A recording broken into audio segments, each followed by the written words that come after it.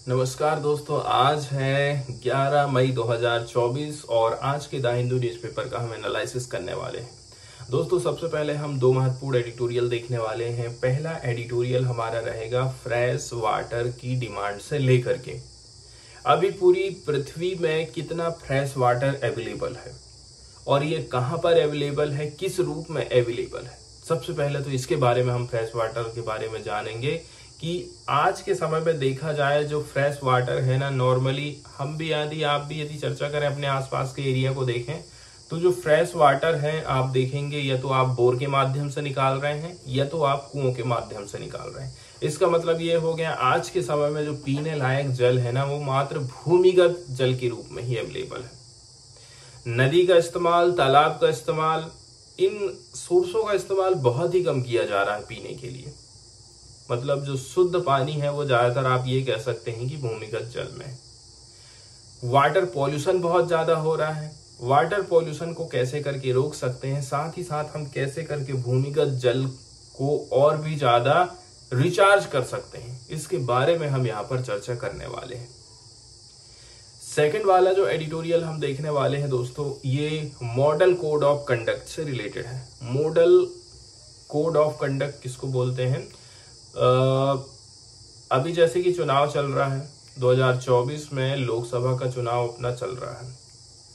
अब इस दौरान में किस प्रकार से आप प्रचार प्रसार करेंगे, ठीक है, आपके भाषण में क्या क्या चीज होना चाहिए, क्या नहीं होना चाहिए, इसी को बोलते हैं मॉडल कोड ऑफ कंडक्ट।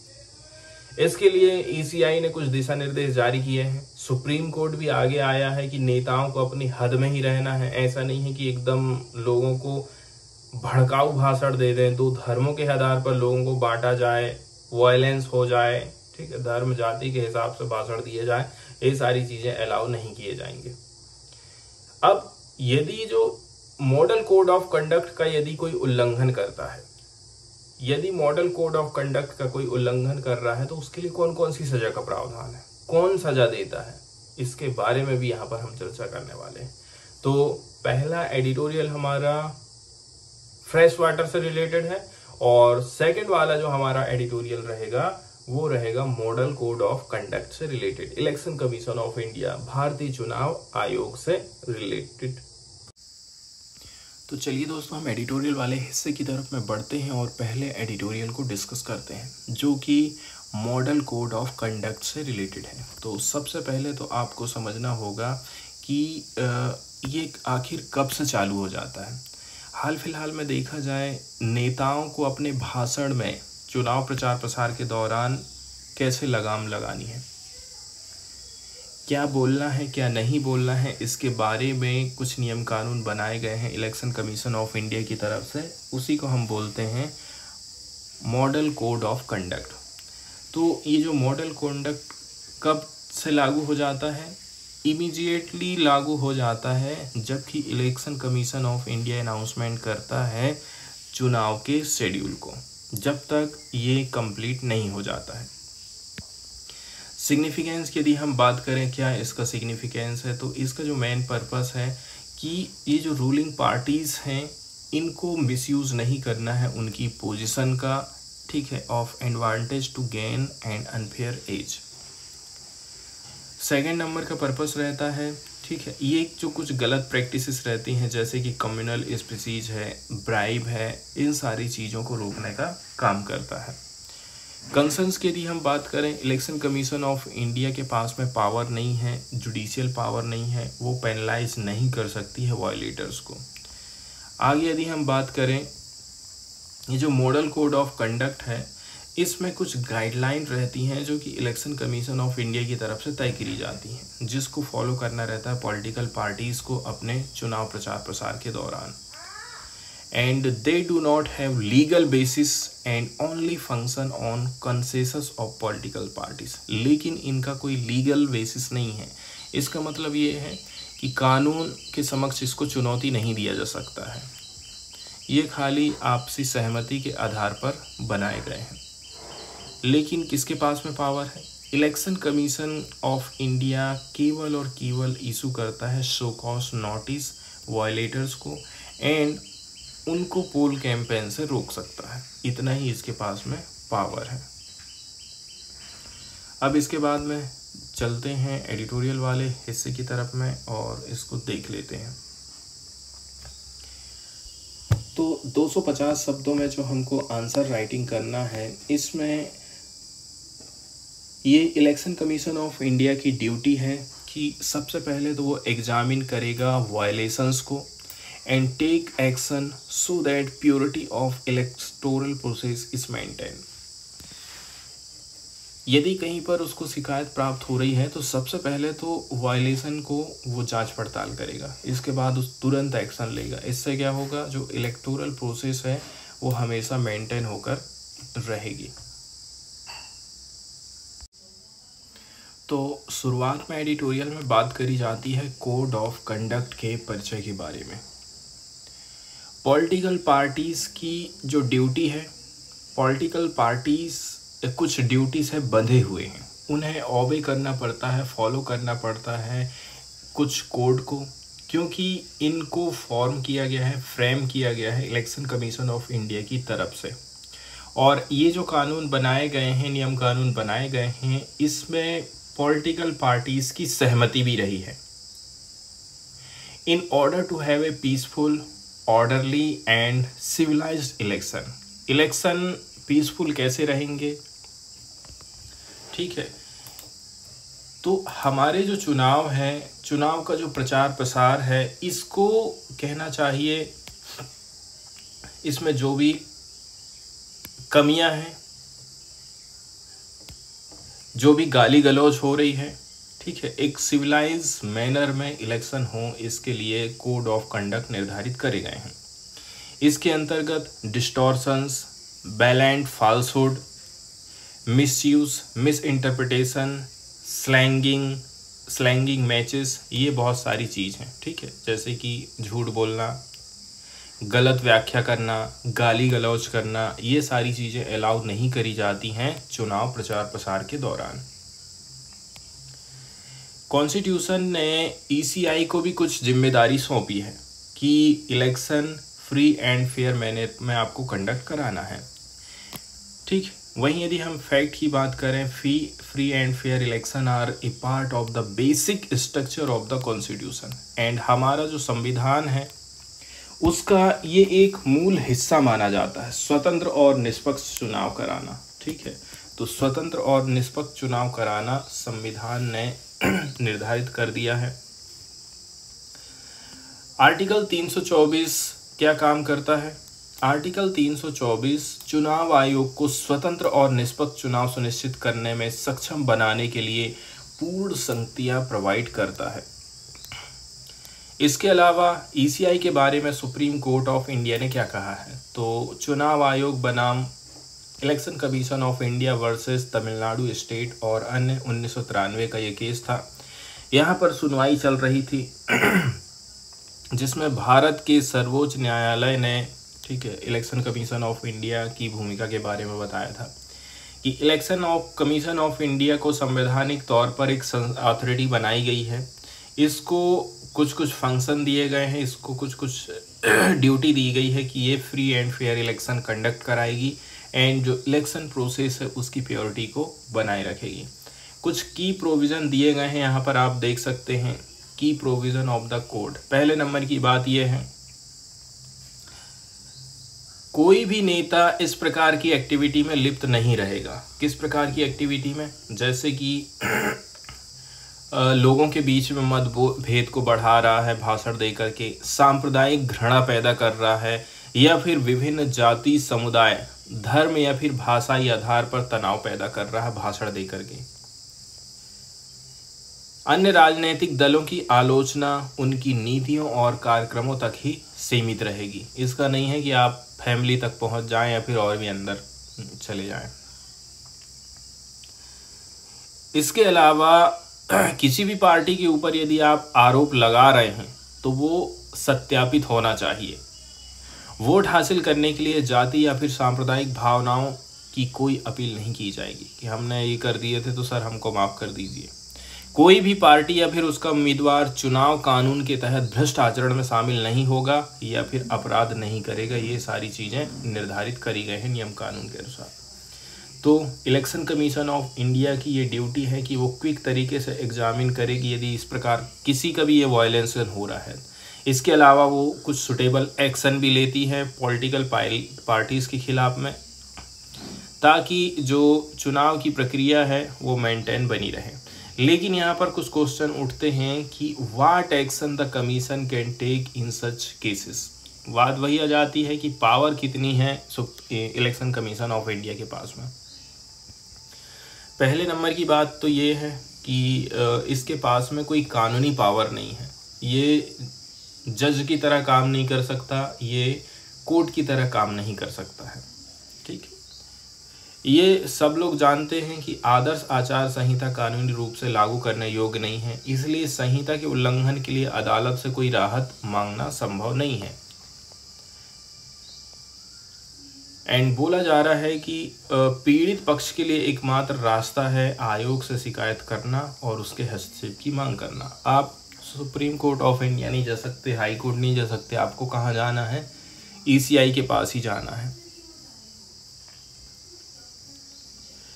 अब क्या इसको सपोर्ट करने वाले भी कुछ कानून बनाए गए हैं इंडिया में, इसके बारे में आप देख सकते हैं। जैसे कि यहाँ पर ये नोट करने वाली बात ये है, ना ही रिप्रेजेंटेशन ऑफ पीपुल्स एक्ट, ना ही कंडक्ट ऑफ इलेक्शन रूल्स में किसी प्रकार का प्रोविज़न किया गया है मॉडल कोड ऑफ कंडक्ट को लेकर के। लेकिन जो इलेक्शन सिंबल्स ऑर्डर है, रिजर्वेशन एंड अलॉटमेंट ऑर्डर, इसको लाया गया था ECI के द्वारा 1968 में। इसमें कुछ प्रोविज़न किए गए हैं जिसके माध्यम से डील किया जाता है violation of model code of conduct को। ये जो सिंबल ऑर्डर होता है इसको इशू किया जाता है in exercise of powers conferred by article 324। Political parties को जो सिंबल दिए जाते हैं, जैसे कि भाजपा को कमल है, कांग्रेस को पंजा है, ये इसी कानून के तहत दिए जाते हैं। अब पार्टी सस्पेंशन की बात आ जाती है, तो एक जो चीज़ है वो है केवल और केवल कि भाई पार्टी को सस्पेंड किया जा सकता है। पैराग्राफ 16A की हम बात करें सिंबल वाले कानून के अंतर्गत, देखिए इसमें बोला गया है कि यदि मॉडल कोड ऑफ कंडक्ट का कोई वायलेट करता है या फिर अदर डायरेक्शन और ऑर्डर ऑफ कमीशन, ठीक है, कमीशन ने जो ऑर्डर दिए हैं उसका कोई उल्लंघन कर रहा है, तो ECI सस्पेंड कर देगा पार्टी के रिकॉग्निशन को। In a extreme case even withdraw its recognition. कभी कभी तो ऐसा हो सकता है कि भाई पार्टी को रिकॉग्नाइज जो किया गया है, रजिस्ट्रेशन जो हुआ है, उसका रजिस्ट्रेशन ही खत्म हो जाएगा। यदि सस्पेंड कर दिया गया है, विथड्रॉ कर दिया गया है रिकॉग्निशन ऑफ पार्टी, इसका मतलब ये है कि इसके पास में जो सिंबल था वो भी इसके हाथ से चला जाएगा। इससे बहुत सारी प्रॉब्लम खड़ी होने वाली है रिकॉग्नाइज्ड पार्टी को, as it will not be able to use its reserve symbol in the election. अब वो इलेक्शन में इसका जो रिजर्व वाला सिंबल है ना, उसको इस्तेमाल नहीं कर पाएगी। लेकिन हमने देखे हैं कि चुनाव आयोग ने उल्लंघनकर्ताओं को मात्र 24 से 48 घंटे के लिए बैन किया है। इसके अलावा कभी कोई दूसरा कदम नहीं उठाया। एंड आगे बोला जा रहा है कि it can also take the violator of the campaign in election. जैसे कि अभी हमने ऊपर देखे 24 घंटे के लिए, 48 घंटे के लिए किसी को चुनाव प्रचार प्रसार के लिए रोक दिया जाता है। भारत में जो इलेक्शन होते हैं आज के समय में डू और डाई वाली बैटल चल रही, करो या मरो वाली लड़ाई चल रही है। यहाँ इसका मतलब ये है कि भाई अपन को जीतना है कैसे भी करके। आज के समय में जो पॉलिटिकल एडवर्सरीज हैं उनको ट्रीट किया जा रहा है एज ए एनिमी के तौर पर, एंड एक ही उद्देश्य है कि कैसे भी करके उनको क्या कर दो, ख़त्म करो, उनके आगे जीत हासिल करो। इसी मामले में धर्म भी एक बहुत महत्वपूर्ण भूमिका निभाता है। हमें ये नहीं भूलना है कि भारत में धर्म एक शक्तिशाली टूल है जिसका यूज़ समाज को डिवाइड करने के लिए किया जाता है और वोट हासिल करने के लिए किया जाता है। लेकिन जब संविधान का निर्माण हो रहा था तो उस समय में लोगों ने धर्म निरपेक्षता को अपनाया था कि भारत में एक धर्म को सपोर्ट नहीं किया जाएगा, धर्म के साथ भेदभाव नहीं किया जाएगा। इसके अलावा जो 1951 का कानून है रिप्रेजेंटेशन ऑफ पीपुल्स एक्ट, इसने भी किसी धर्म के आधार पर किसी भी अपील को, ठीक है, has made any appeal in the name of religion A corrupt practice which invalidate an election, ठीक है, ये भी चुनाव को अमान्य कर देता है। अब आप जो शपथ लेते हैं उसका भी आप वायलेशन कर देते हैं। इस प्रकार के केसेस को कैसे करके डील किया जाता है? यदि भाषण में हम इस प्रकार से देख रहे हैं कि कोई व्यक्ति है इलेक्शन कैंपेन के दौरान इस प्रकार के भाषण दे रहा है जिसमें एक्सट्रीमली टॉक्सिक रेफरेंस दिया जा रहा है to the followers of a particular religion और कम्युनिटी और caste which can promote hatred in section of voter flagrantly violate the oath they have taken as minister. Minister जब आप बने थे तो आपने शपथ लिया था और आप चुनाव प्रचार प्रसार के दौरान यदि घृणा फैला रहे हैं, नफरत फैला रहे हैं, तो आपने अपनी शपथ को भी वायलेट कर दिया है। इसमें शपथ में वो लोग बोलते हैं, ठीक है, कि जो हमारा कंट्री है, कंट्री के लोग हैं, ठीक, वो किसी के पक्ष में काम नहीं करेंगे, वो जनता के हित में ही काम करेंगे। यदि वो डायरेक्ट और इनडायरेक्ट तरीके से किसी सोसाइटी के सेक्शन को, धर्म, जाति को यदि वो टारगेट करते हैं, इसका मतलब ये है कि उन्होंने भेदभाव दिखा दिया है, जो कि उन्होंने वायलेशन ऑफ ओथ का उदाहरण प्रस्तुत किया है। लेकिन संविधान में या फिर इलेक्शन के कानून में इस प्रकार से कोई पनिशमेंट का प्रावधान नहीं किया है। यदि मिनिस्टर अपनी शपथ का वायलेशन करता है तो इसके ऊपर भी हमें फोकस करने की ज़रूरत है। इसके बाद सेक्शन 125 की बात करी जाती है, ठीक है। 1951 का जो कानून है वो क्या बोलता है? धर्म के आधार पर नागरिकों के विभिन्न वर्गों के बीच में शत्रुता या घृणा की भावना को बढ़ावा देने के लिए अधिकतम सजा के रूप में 3 साल की सजा का प्रावधान किया गया है। धर्म के आधार पर आप यदि भेदभाव फैला रहे हैं तो इसमें आपको 3 साल की जेल हो सकती है। ये कहता है 1951 का कानून, धारा 125। वहीं देखा जाए तो जो member of council of minister of union है as well as state are holding high constitutional office are oath bound to do right to all without ill will toward any। चाहे वो राज्य के मंत्री हों, चाहे वो केंद्र सरकार के मंत्री हों, सब ने जो शपथ ग्रहण किए हैं उसको उनको फुलफिल करना चाहिए बिना किसी भेदभाव के।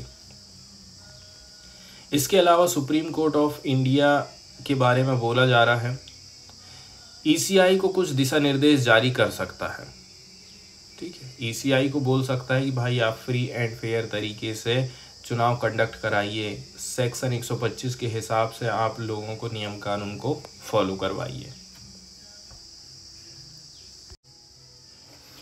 इसके बाद नेक्स्ट वाला जो एडिटोरियल हम डिस्कस करने वाले हैं दोस्तों, ये फ्रेश वाटर की अवेलेबिलिटी से रिलेटेड लिखा गया है। साथ ही साथ यहाँ पर अनक्लोज ला, UNCLOS ला का बार बार जिक्र किया जाएगा। तो अनक्लोज के बारे में थोड़ी सी बेसिक जानकारी हम देखते हैं। इसको शॉर्टकट में United Nations convention on the law of sea बोला जाता है, मतलब संयुक्त राष्ट्र समुद्री कानून कन्वेंशन। समुद्री कानून पर 1982 का संयुक्त राष्ट्र सम्मेलन है।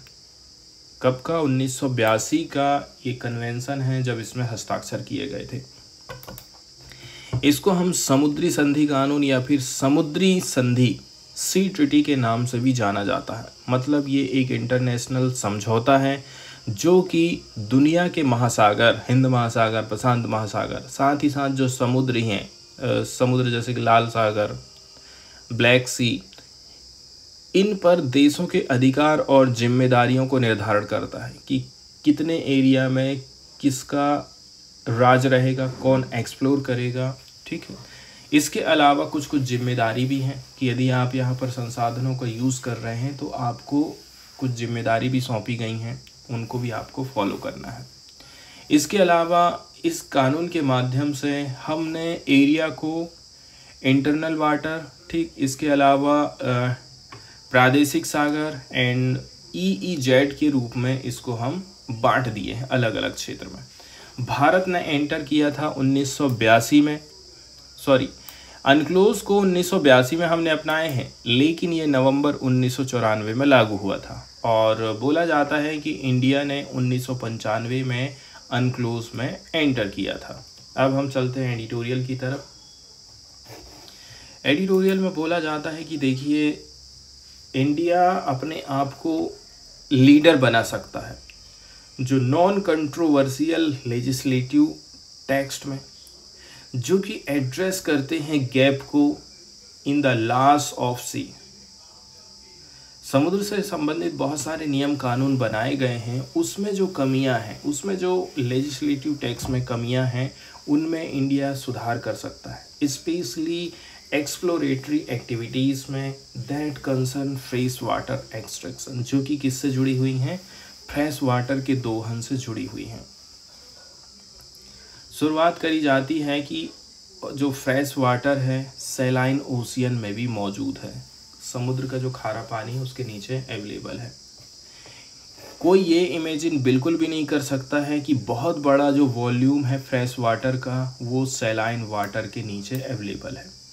ये बात 1960 में हमको पता चलता है एक मीडिया रिपोर्ट के माध्यम से। यूएस जियोलॉजिकल सर्वे, इसने ड्रिल किया था कुछ बोरहोल, कहाँ पर, न्यू जर्सी के कोस्ट में, एंड कुछ जो फ्रेश वाटर है उसका पता चला था। ठीक उसी प्रकार से एक टीम थी वैज्ञानिक लोगों की, वियतनाम की, ठीक है। Even in other countries have discovered under water sources of fresh water. Vietnam ने भी पता लगाया और अन्य कंट्रीज ने भी इसका पता लगाया था। एग्जाम्पल के तौर पर बोला जा रहा है, आप देख सकते हैं, एक रिवर का पता चला था अंडर द सी, इसको डिस्कवर किया गया था ब्लैक सी में। ब्लैक सी के बॉटम में हमको एक रिवर दिखाई दी थी, एंड बोला जा रहा है कि ये जो रिवर है 100 फीट गहरी है and has flow rate of about 4 miles per hour. इसका फ्लो रेट कितना है, इसका रेट है 4 मील प्रति घंटा के हिसाब से, एंड पानी की जो मात्रा है वो है 22,000 क्यूबिक मीटर, ठीक है। इसके पार्टिकुलर चैनल में हमको देखने को मिलता है।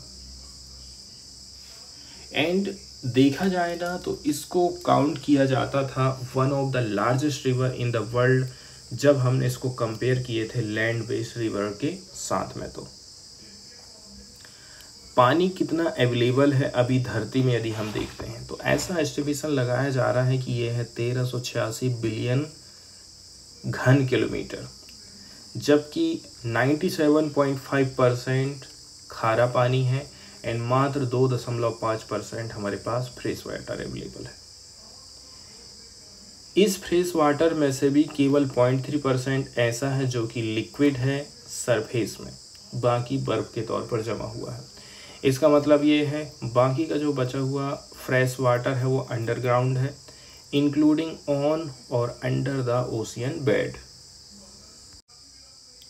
अब इसके बात करते हैं कि इस प्रकार से हमको पता चल गया है कि हमारे पास में पीने योग्य पानी कितना है।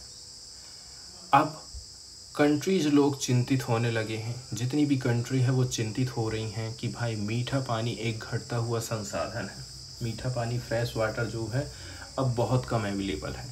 अब वो सीधे सीधे एक्सप्लोर कर रही हैं, एक्सप्लॉइट कर रही हैं फ्रेश वाटर को, चाहे वो ओशियन बेड के ऊपर हो चाहे वो ओशियन बेड के नीचे हो, उनके मैरीटाइम जोन में पानी का पता लगा रही हैं। वो कहना है कि धरती के ऊपर खोजेंगे या तो फिर समुद्र के नीचे भी हम खोजेंगे फ्रेश वाटर को।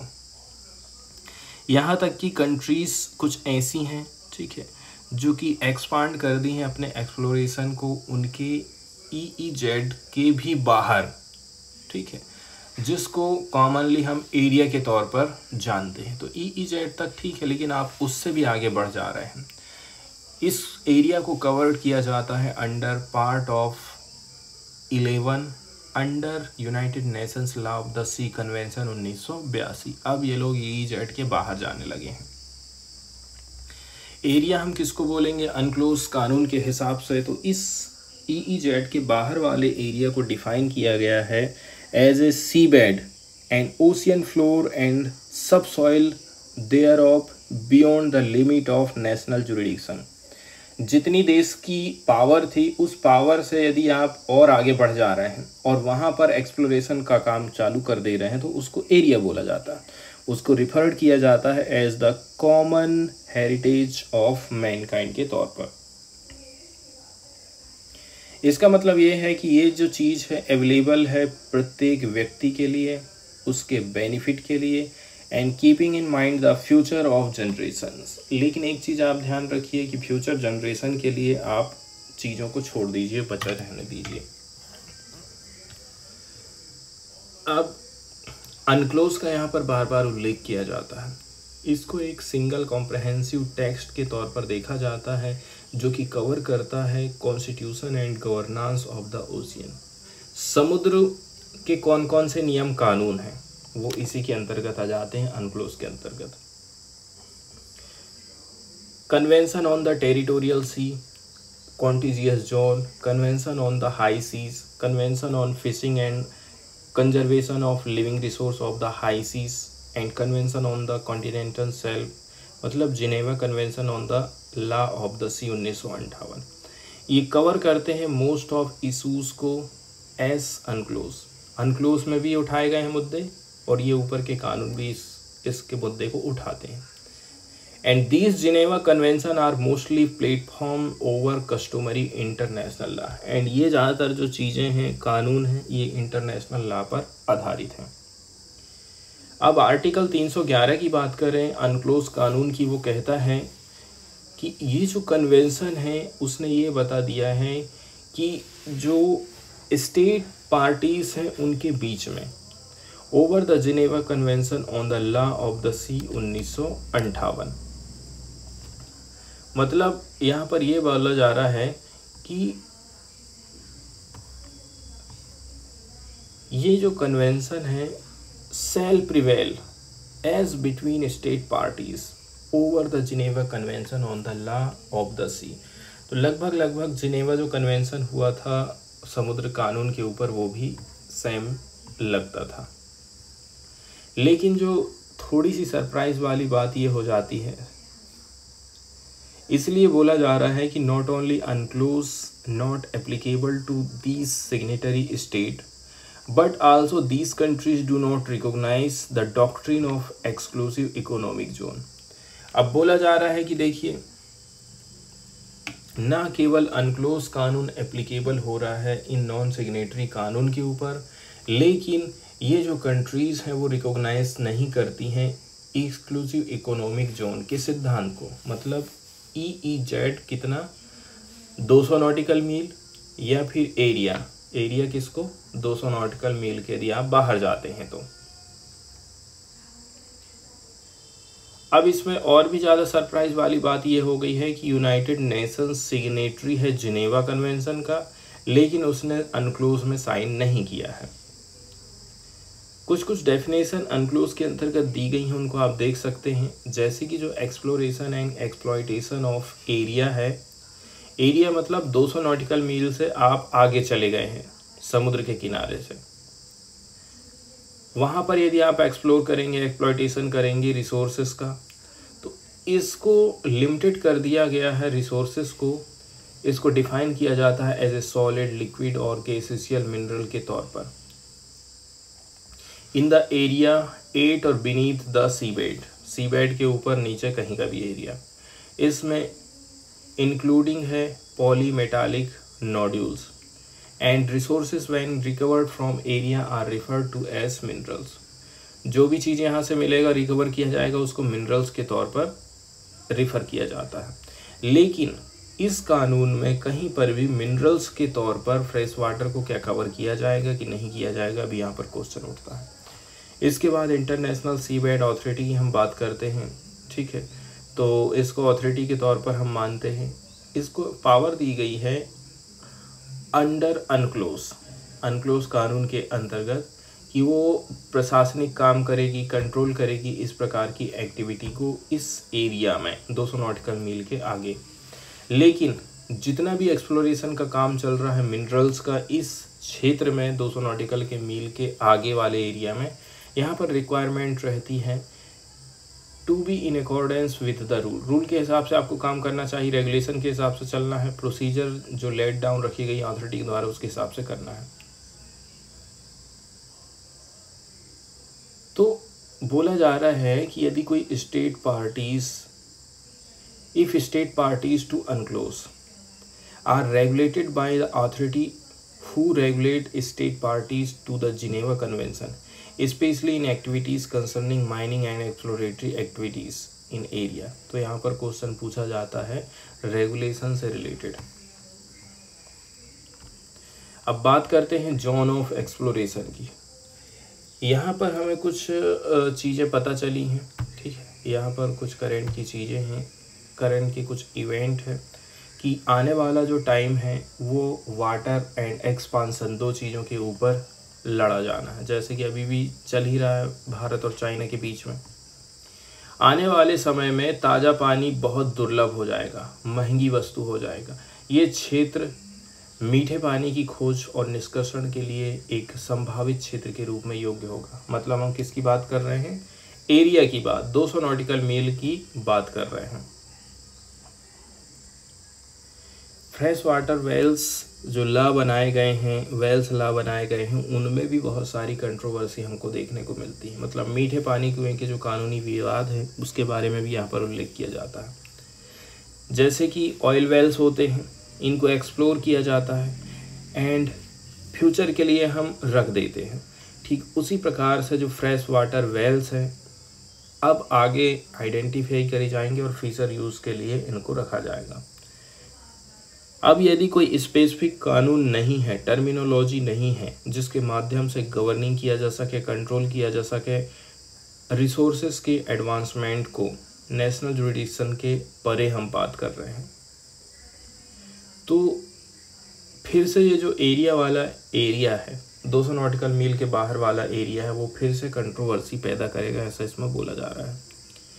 तो कुल मिलाकर के देखा जाए, जो इंटरनेशनल समुदाय है, इंटरनेशनल जो हमारे टारगेट रखे गए हैं, उनको लगन के साथ में काम करने की ज़रूरत है। साथ ही साथ में इंटरनेशनल जो नियम कानून बनाए गए हैं उनको फॉलो करना ज़रूरी है। इसके बाद नेक्स्ट वाली जो न्यूज़ यहाँ पर हम डिस्कशन करने वाले हैं ये फ्लेमिंगो से रिलेटेड आई है। तो अभी हाल फिलहाल में हम बात करने वाले हैं एक फ्लेमिंगो का जो झुंड है, ठीक है, इसने नवी मुंबई की एक झील में एक प्रकार से एकदम पूरा कलरफुल वातावरण बना दिया है at the end of their migratory season. और अब इनका जो माइग्रेटरी सीजन है वो ख़त्म होने वाला है। तो जो वर्ल्ड माइग्रेटरी बर्ड डे है उसको ऑब्जर्व किया जाता है 11 मई को। इसलिए हम यहाँ पर जो है माइग्रेटरी बर्ड से रिलेटेड कुछ बेसिक चीज़ें देखने वाले हैं। सबसे पहले तो फ्लेमिंगो के बारे में यदि हम देखें तो ये जो फ्लेमिंगो होते हैं, ठीक है, इंडिया में देखा जाए तो 2 स्पीसीज पाई जाती हैं। एक है ग्रेटर फ्लेमिंगो और दूसरा है लेसर फ्लेमिंगो। तो ये कहाँ पर फैले हुए हैं इंडिया में? इंडिया में ये काफ़ी जगह इधर उधर हमको देखने को मिल जाते हैं एंड ये लोग माइग्रेट करते हैं किधर, साउथ की तरफ इंडिया में ड्यूरिंग के टाइम में एंड स्पेंड करते हैं उनके टाइम को in large reservoir and mud flood. जो कीचड़ वाली ज़मीन रहती है ना, यहाँ पर ये लोग अपना टाइम बिताते हैं। IUCN के स्टेटस के हिसाब से देखा जाए कि जो ग्रेटर फ्लेमिंगो है ये लीस्ट कंसर्न की कैटेगरी में रखे गए हैं। लेजर फ्लेमिंगो की बात करें तो ये मेनली ब्रीडिंग करते हैं कच्छ ऑफ रण का जो दलदल है वहाँ पर नॉर्थ वेस्ट इंडिया में पाए जाते हैं एंड इनका जो IUCN स्टेटस है वो है थ्रेटेंड की कैटेगरी में इनको रखा गया है। इसके बाद में हाल फिलहाल में देखा जाए तो देखिए अभी इंडिया की ग्रोथ प्रोजेक्शन, मतलब इंडिया का जो आउटपुट वाला ग्रोथ रहता है किसी भी कंपनीज़ का, प्रोडक्शन का, उसके लिए डेटा प्रस्तुत किया गया है।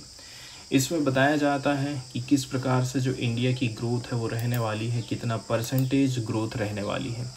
तो जो प्रेडिक्शन लगाया जा रहा है मार्च के महीने में आउटपुट ग्रोथ जो है इंडस्ट्री की वो लो रही है, ये रही है 4.9% रही है। जबकि फरवरी माह में जो आउटपुट था इंडस्ट्रीज़ का वो 5.6% की पेस से रहा था। माइनिंग आउटपुट की जो ग्रोथ है वो डिस्केलरेटेड हुई है 1.2%। मतलब वो पिछले 19 महीने का यदि डेटा उठा करके देखेंगे तो ये सबसे कम रही है। इसके अलावा जो कंज्यूमर ड्यूरेबल आउटपुट रिकॉर्ड किया गया है sharpest surge for the second month in a row, rising 9.5%, albeit cover an 8% contraction in March। 8% contraction हमको देखने को मिला था मार्च के महीने में। अब हम बात कर लेते हैं आईआईपी के बारे में। तो देखिए, ये जो इंडेक्स ऑफ इंडस्ट्रियल प्रोडक्शन है, नाम से ही स्पष्ट हो जाता है, जो कि बताता है growth rate of different industries groups of economy. किसी भी देश की कंपनियों को अलग अलग समूह में बांट दिया गया है और फिर उनकी ग्रोथ रेट का पता लगाया जा सकता है पार्टिकुलरली पीरियड ऑफ टाइम के लिए। इसमें नॉर्मली इंडस्ट्रियल प्रोडक्ट की बास्केट बनाई जाती है, ठीक है। इसमें अलग अलग सेक्टर शामिल कर लिए जाते हैं, जैसे कि माइनिंग से लेकर के एनर्जी, एंड इसके माध्यम से एक इंडेक्स क्रिएट किया जाता है। अलग अलग इनको वेटेज दिया जाता है, ठीक है, कि ये लोग यदि ज़्यादा प्रोडक्शन करते हैं तो इनका वेटेज ज़्यादा होगा। एंड ये लोग हर महीना जो मंथली प्रोडक्शन है उसको ट्रैकिंग करते रहते हैं कि ये ग्रुप कितना प्रोडक्शन कर रहा है, ये कितना प्रोडक्शन कर रहा है। फाइनली देखा जाए इंडेक्स की जो वैल्यू है कंपेयर करी जाती है सेम मंथ के साथ में, लास्ट ईयर के साथ में, कि भाई पिछले साल कितना परसेंट ग्रोथ रहा, इस साल कितना परसेंट ग्रोथ रहा है। एंड बोला जाता है कि जो आईआईपी नंबर्स हैं वो मेजर्स करते हैं industrial production for the period under review. Normally एक महीना as against the reference period, एक महीना का यहाँ पर हमको डेटा प्रस्तुत होता है। इसके बाद इसको रिलीज़ करने का काम कौन करता है, तो देखिए इसके एस्टिमेशन को एंड इसके पब्लिशिंग का काम जो है मंथली किया जाता है सेंट्रल स्टैटिस्टिकल ऑर्गेनाइजेशन के माध्यम से। ये ऑल इंडिया लेवल पर प्रस्तुत किया जाता है। ये हमको जनरल लेवल बताता है इंडस्ट्रियल एक्टिविटीज़ का इकोनॉमी में कैसी हो रही है। बेस ईयर की बात करें तो हमने इसको 2004-05 था पहले, अब ये 2011-12 हो गया है। पहले के जो बेस ईयर रहे थे वो कब कब रहे थे, 1937, 46, 51, 56, 60, 70, 80, 81, 93, 94 एंड 2005 रहे हैं।